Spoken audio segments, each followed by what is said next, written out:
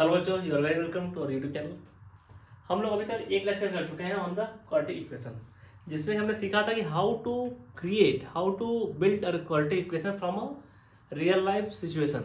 ठीक है, और हमने काफ़ी सारे क्वेश्चंस किए थे इसमें कि एक कंडीशन होती थी, बेसिकली प्रैक्टिकल एग्जाम्पल होता था, रियल लाइफ एग्जाम्पल, उसको हम कन्वर्ट करते थे in the quadratic equation.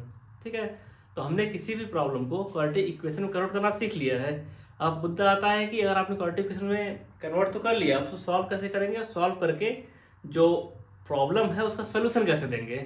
Okay, तो उसको हम करने वाले हैं। तो लेट अस अज्यूम कि हमारा कोई रियल लाइफ एप्लीकेशन था या प्रॉब्लम थी, हमने उसको कन्वर्ट कर लिया है इन दिस फॉर्मेट। अब इसको हमको सॉल्व करना है। तो सॉल्व करने का सबसे बेस्ट जो मेथड होता है वो होता है फैक्टराइजेशन मेथड। ठीक है, तो इसको हम पढ़ने वाले हैं इन दिस लेक्चर। तो आप लोगों ने क्लास 9th में काफ़ी प्रैक्टिस की थी, और जब हमने सेकंड लेक्चर पढ़ा था जिसमें मैंने आपको क्वाड्रेटिक पॉलिनोमियल पढ़ाया था, तो वहाँ भी काफ़ी एग्जाम्पल्स हमने किए थे। जो काम हम क्वाड्रेटिक पॉलिनोमियल के जीरो निकालने में किया करते थे, सेम काम हम करने जाएंगे यहाँ पे भी किसी क्वाड्रेटिक इक्वेशन के रूट निकालने में। वहाँ हम क्वाड्रेटिक पॉलिनोमियल के केस में जीरोस कहते थे, और यहाँ हम क्वाड्रेटिक इक्वेशन के केस में रूट्स कहेंगे। ओके, हम लोग को जो क्वाड्रेटिक पॉलिनोमियल होता था, क्वाड्रेटिक पॉलिनोमियल, यहाँ पे हम कहते थे जीरोस, और वहीं पे जब बात आएगी क्वाड्रेटिक इक्वेशन की, तो यहाँ हम कहते हैं रूट्स।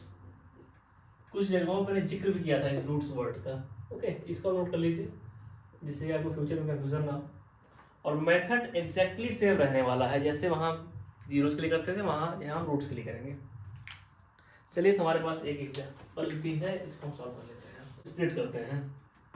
अगर 2x² minus 5x plus 3 equal to 0 है, ओके, तो हमको जो मिडिल टर्म है इसको स्प्लिट करना है।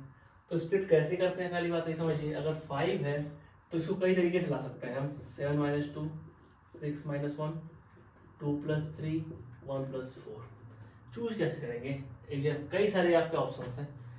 हमको पहली बात तो यही चूज करना है कि यहाँ प्लस रहेगा या माइनस, तो ये हमारा डिसाइड होगा फ्रॉम दिस। अगर यहाँ प्लस का साइन है तो प्लस से फैक्टराइज होगा। ओके, तो देखिए यहाँ प्लस साइन है तो प्लस से फैक्टराइज होना है इसको। अगला मुद्दा आता है कि 7 आएगा या 2 आएगा, 6 आएगा या 1 आएगा, 2 आएगा या 3 आएगा। मान लीजिए प्लस डिसाइड हो गया कि प्लस प्लस ही आना है, तो 2 आएगा, 2 3 आएगा या फिर 1 4 आएगा। ये डिसाइड कैसे होगा? तो ये डिसाइड होगा आपका फ्रॉम दीज टू टर्म्स, जो आपका कांस्टेंट है एंड जो आपका x² कोएफिशिएंट है। तो x² कोएफिशिएंट क्या है? 2, कांस्टेंट क्या है? 3। इन दोनों का आप मल्टीप्लाई करेंगे, कितना आया? 6 आया ना। उसके बाद देखिए 6 को हमको इस तरीके से फैक्टराइज करना है कि उन दोनों टर्म फैक्टर्स का समेशन 5 आए। तो क्या होगा? 2 इंटू 3, 2 प्लस 3 ऐड करने में 5 आता है। अब कुछ लोग ये समझ लेंगे कि मैंने यहाँ से 2 इंटू 3 उठाया, यहाँ रख दिया। ऐसा नहीं है। अगर यहाँ 7 होता ना, यहाँ 7, तो मैं 6 को फैक्टराइज करता इन दिस वे, 1 इंटू 6, तो 1 प्लस 6 7 हो जाता। ठीक है, अब क्लियर होगा आपको। 2/3 जाएगा। ठीक है, चलिए 2x²। और ऐसे इक्वेशन सॉल्व करते हुए ना आप ध्यान देंगे कि यहाँ जो x² कोएफिशिएंट है नेगेटिव नहीं, पॉजिटिव कर लेंगे, तब ये सब मेथड लगता है। ठीक है, अब कहीं दिया हुआ like this -2x² plus 4x plus 3। ठीक है, और ऐसे दिया हुआ तो आप पहला काम करेंगे कि यहाँ से 2 उठाएंगे। आप शुरू करेंगे 2x² minus 4x minus 3 equal to 0। उसके बाद सॉल्व करना शुरू करेंगे, तब इजी हो जाएगा आपके लिए। ओके, तो देखिए 2x² 5 है, इसको हम लोग कैसे फैक्टराइज करना है? 2 एंड 3 की टर्म में, 2 प्लस 3x प्लस 3। इसके बाद हम लोग 2-3 एग्जाम्पल और करेंगे, इससे हमको और क्लियर हो जाएगा। इसको टू 0, 2x², इसको एक्सपेंड करिए, आएगा -2x minus 3x plus 3 equal to 0। यहाँ से 2x कांस्टेंट आएगा, कॉमन आएगा, यहाँ बचा x, यहाँ बचा -1। यहाँ से -3 कॉमन आएगा, यहाँ बचा x, यहाँ -1 इज इक्वल टू 0। यहाँ से x -1 कॉमन आएगा बाहर, इधर बचेगा 2x - 3 इज इक्वल टू 0। अब देखिए जो हमारा क्वाड्रेटिक इक्वेशन था वो आपको कन्वर्ट हो गया है 2 लीनियर इक्वेशंस। ओके, तो हम इन दोनों लीनियर इक्वेशंस को 0 से इक्वेट कर देंगे। हमारे यहाँ से x की वैल्यू निकल के आई 1 और इधर से x की वैल्यू निकल के आती है x is equal to 3/2। Okay, तो रूट्स हमारे क्या हो गए, रूट्स आर 1 and 3/2। ओके, इसको आप रफ में नोट कर सकते हैं इतने को। रूट्स हमारे आ गए 1 and 3/2। तो मैंने आपको जो बोला था रूट्स का मतलब क्या हुआ, जब हमारा 1 and 3/2 आया, इसका मतलब क्या है, what is the real meaning of this, कि अगर हम x की जगह 1 पुट अप करेंगे तो हमारी क्वाड्रेटिक इक्वेशन है 0 हो जाएगा। अगर विश्वास नहीं है आप करके देख लीजिए। 2 है, यहाँ 1 पुट अप करिए, 1² - 5 × 1 + 3, तो यहाँ आ गया 2, यहाँ -5, यहाँ 3, it is equal to 0। Okay, अब बस सेम वैसे ही जैसे हमने 1 रखा 0 हुआ ना, 3/2 अब यहाँ पुट अप करेंगे तभी 0 होगा। मैं करके दिखाता हूँ आपको। रूट्स का यही मतलब ही होता है, अगर रूट्स x रूट की वैल्यू रखेंगे, रूट रखेंगे उसका, तो 0 हो जाएगा। x ये रखना है आपको 3/2 का स्क्वायर -5 × 3/2 + 3। देखिए 2 × 9/4 -15/2 + 3। ठीक, यहाँ से ये गया 2 हो गया, तो ये आपको फाइनली आया कितना, 9 में से 15 गया -6/2 + 3 it is equal to -3 + 3 cancel out, it is equal to 0। ठीक है ना, तो रूट का यही मतलब है कि अगर आप x की जगह रूट्स रखते हैं तो वहाँ वो पूरे इक्वेशन को ही 0 कर देगा। ठीक है, इतने में अगर x की जगह अल्फा पुट अप कर देंगे तो ये वैल्यू 0 हो जाएगी। ओके, ये वैल्यू 0 हो गई। ठीक है, तो x equal to alpha is a solution of quadratic equation. Solution आप कब कहते हैं किसी चीज को, when left hand side it is equal to right hand side. आपने यहाँ x की जगह अल्फा रखा तो ये भी 0 हो गया, और इधर आपका 0 था ही, तो left hand side right hand side के इक्वल हो गया। तो ये जो x इक्वल टू अल्फा है वो आपका सॉल्यूशन है। ओके, अब सेकंड थिंग जो मैं बार बार बोल रहा हूँ आपसे कि 0 ऑफ अ क्वाड्रेटिक पॉलिनोमियल, और पॉलिनोमियल है ax² + bx + c and root of the quadratic equation. अगर सेम हमारा जो पॉलिनोमियल वही हमारा इक्वेशन हो गया ax² + bx + c equal to 0, then roots and zeros are same thing. Okay, चलिए इतना नोट कर लीजिए, फिर करते हैं toward the sub example. Now we have again 2 questions, 2 examples are here, हम इसको सॉल्व करने वाले हैं। ठीक है, तो चलिए इस एग्जांपल को देखिए आप लोग। इक्वेशन क्या है हमारी, 3x² - 2√6 × x + 2 = 0। कुछ लोगों ने इतना देखा होगा और वो डर गए होंगे देख के कि ये √6 √5 कहाँ से आना शुरू हो गया। ठीक है, तो आप ये जान लीजिए, अगर आपको कोई टफ क्वेश्चन दिया जा रहा है ना, जो देखने में टफ लग रहा है बस, तो उसको सिंप्लीफाई करके दिया जाता है। अगर आप हल्का ध्यान देंगे, क्वेश्चंस को 1 या 2 बार पढ़ेंगे, तो आपको ध्यान वो जो ईज किया गया है आपके लिए उस क्वेश्चन को, वो समझ में आ जाएगा। ठीक है, बस आप जो बेसिक कॉन्सेप्ट सिखाया गया था उससे चलिए। यहाँ देखिए, यहाँ साइन क्या है, पॉजिटिव का, इसका मतलब हमको ये स्प्लिट करना है इन दैट वे कि 2 नंबर्स को ऐड करने पे ये आना चाहिए। ठीक है, और जो 2 नंबर्स जनरेट कहाँ से होंगे, वो जनरेट होंगे with the help of this. तो 3 × 2 इट इज इक्वल टू 6।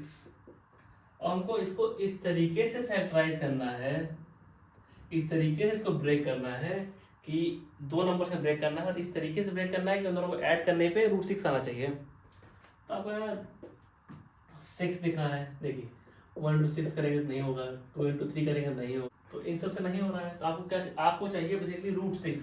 तो एक थोड़ा ध्यान से देखिए, अगर आप √6 × √6 लिख देंगे तो क्या इन दोनों को ऐड करने पे ये आ जाएगा ना, देखिए 2√6 आ जाएगा इजिली। ठीक, हम यही कर रहे थे, जब हमारा पिछला क्वेश्चन फंसा था तो हमने 2 × 3 किया, फिर 2 + 3 कर दिया। वैसे ही हमने यहाँ √6 × √6 किया, फिर अगर इसको ऐड ऑन कर दिया, हमारा मिडिल टर्म आ गया। ओके, चलिए अब इसका मतलब हमको इस तरीके से स्प्लिट करना है इसको। अब लिखेंगे इसको 3x² minus √6 plus √6 into x plus 2 is equal to 0। इसको अब एक्सपेंड करेंगे,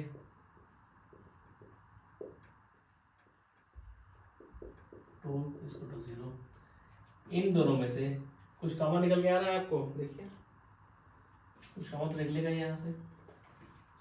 कॉमन क्या निकलेगा, मुद्दा ही है। तो अगर यहाँ से आप √3 कॉमन लेते हैं, √3, तो इधर क्या बचेगा, √3x माइनस √2। ओके, और यहाँ से आप लेते हैं कॉमन माइनस, ऐसा कॉमन लेना है कि हमारा ये आ जाए, तो हम √2 कॉमन ले लेते हैं यहाँ से। √2 √2 कॉमन लेंगे तो ये आ जाएगा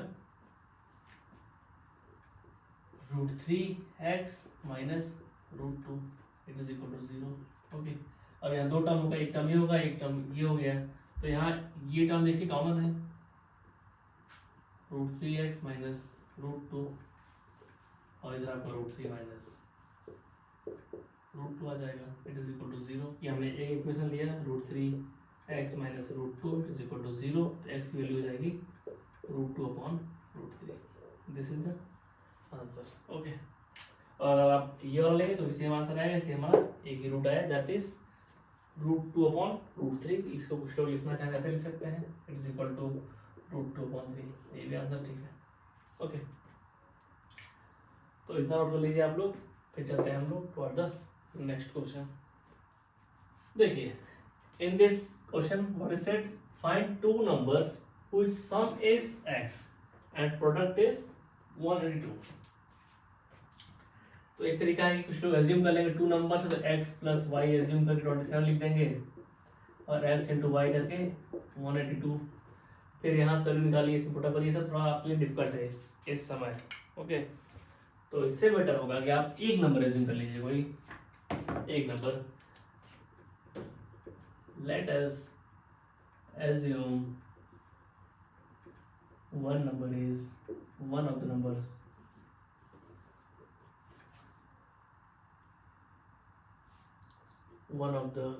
numbers is equal to x। Okay, अगर एक x, सेकंड नंबर क्या होगा आपका, सेकंड नंबर क्या होगा, अगर second number will be equal to, दोनों का समेशन अगर 27 है तो सेकंड नंबर क्या हो जाएगा, 27 माइनस x। सिंपल है ना। अगर दो नंबर है जिनका समेशन 5 है, एक का समेशन एक नंबर 2 आ गया है, तो सेकंड नंबर क्या आएगा, 5 minus 2 that is equal to 3। वैसे यहाँ किया मैंने, एक नंबर एज्यूम किया x, तो दूसरा नंबर आ गया आपका 27 माइनस x। ओके, इसके बाद बोला गया है कि दोनों नंबर का जो प्रोडक्ट है, प्रोडक्ट इज 182, तो x into 27 minus x is equal to 182।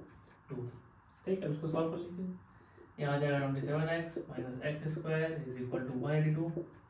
इसको हम सिंप्लीफाई करेंगे, अब उधर ले जाइए एक्स स्क्वायर को, तो माइनस 27x हो जाएगा plus 182 it is equal to 0। Okay, तो हमको अब देखिए 27 लेके आना है, और कैसे लेके आना है, दो टर्म्स को ऐड करके, क्योंकि यहाँ साइन पॉजिटिव का है। 27 लाना है और दो टर्म्स को ऐड करके लाना है, और ये दो टर्म्स आएंगे कहाँ से, 182 के फैक्टराइजेशन से। ठीक है, तो अब देखिए 27 पहुँचना है आपको, तो 182 आप कैसे पहुँच सकते हैं, आप चाहें तो 2 इंटू 91 कर लीजिए, बट दोनों का एडिशन 27 नहीं आएगा, तो हल्के ये नंबर बढ़ाना होगा, ये नंबर कम करना होगा। 7 इंटू 26 तो भी नहीं आएगा। ठीक है, 14 इंटू 13, तो 14 इंटू 13 से 27 आ जाएगा, और इसकी मल्टीप्लिकेशन से यही वाली आने वाली है 32। ये बहुत आसानी से नहीं आएगा आपसे 182, हल्का सा आपको मेहनत करनी पड़ेगी, तब आप यहाँ पहुँचेंगे, ठीक है। बट अगर आप प्रैक्टिस अच्छी खासी करते हैं तो विद इन सेकेंड्स पहुँच जाएंगे, क्योंकि मुझे तो देखते ही पता कि हाँ इतना आएगा, बट मैंने आपको ये सब किया जिससे कि आपको लगे कि हाँ ये प्रोसेस है वहाँ तक पहुँचने का। ओके, तो x square minus 14x plus 13x plus 182 is equal to 0, x square minus 14x minus 13x plus 182 is equal to 0। यहाँ से आप x कॉमन लेंगे तो यहाँ आएगा x माइनस 14, यहाँ से आप माइनस 13 कॉमन लेंगे तो यहाँ आएगा x minus 14 is equal to 0। इन दोनों टर्म्स में से x माइनस 14 कॉमन आएगा, तो यहाँ पे बचेगा x minus 13 it is equal to 0। Okay, तो अब ये दो लीनियर इक्वेशंस हैं, इनको आप इक्वेट कर लीजिए 0 से। तो x माइनस 14 अगर 0 से इक्वेट करेंगे तो x इक्वल टू 14 आ गया, और x माइनस 13 को 0 से इक्वेट करेंगे तो x इक्वल टू 13 आ गया। Okay, now we have two values, x equal to 14 and x equal to 13। Okay, तो आप इनमें से कोई वैल्यू ले सकते हैं, जरूरी नहीं। जैसे कि अगर आप लेते हैं x equal to 14, first number अगर आपने लिया 14, that is x equal to 14, ठीक है, x इक्वल टू 14, तो सेकंड नंबर क्या आएगा, सेकंड नंबर क्या आएगा, it is equal to 27 minus x, that is 27 minus 14, that is equal to 13। Okay, और आपने ऐसा अगर नहीं किया, अगर आप सेकंड केस लेते हैं, इस फर्स्ट नंबर हम एज्यूम करेंगे x इक्वल टू 13, तो सेकंड नंबर आपका आ जाएगा 14, second number is equal to x 27 minus x, 27 minus x that is equal to 14। Okay, कोई खास अंतर नहीं है, आप इनमें से कुछ भी लेंगे, आंसर आपको हमेशा जो पेयर आएगा हमेशा सेम ही आएगा। पेयर में क्या आने वाला है, 14 13 14 13 14। ओके, तो अभी के लिए इतना ही है, और अब आप जो सेकंड एक्सरसाइज है ऑफ दिस चैप्टर उसको आप खुद से सॉल्व करेंगे। उसके बाद मिलते हैं हम लोग नेक्स्ट लेक्चर में, उसमें हम पूरे एक्सरसाइज को कवर करेंगे। Okay, thank you for listening me and have a good day. और आप चैनल, अगर आपको वीडियो अच्छा लगा हो तो please like our video and subscribe our channel. Okay, thank you.